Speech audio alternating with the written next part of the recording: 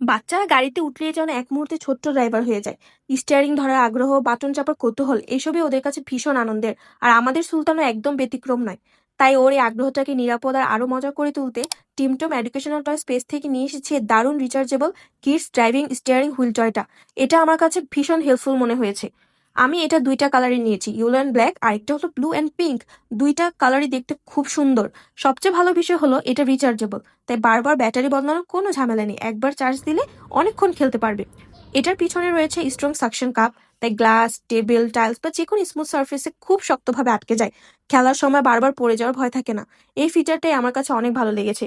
আর এটার সবচেয়ে যে ইন্টারেস্টিং জিনিসটা সেটা হলো স্টিয়ারিংটা 360 ডিগ্রি ঘোরানো যায়, তাই বাচ্চারা একদম রিয়েল ড্রাইভিং এর মতো অনুভূতি পায়, যা খেলনাটাকে আরো বেশি মজার করে তোলে। এখানে রয়েছে হর্ন, গাড়ি বাস্তবধর্মী সাউন্ড, মিউজিক এবং একাধিক ফাংশন বাটন। প্রতিটা বাটনে চাপ দিলে আলাদা আলাদা সাউন্ড শোনা যায়, যা বাচ্চাদের কাছে ভীষণ ইন্টারেস্টিং লাগে। আর সুলতান তো এই গাড়ির সাউন্ডগুলো শুনতে শুনতে বারবার শুনতে চায়। এক একটা বাটন বারবার চাপ দিলে সাউন্ডগুলো শুনে ও অনেক এনজয় করে আর খেলনাটাকে নিয়ে অনেকক্ষণ ব্যস্ত থাকে।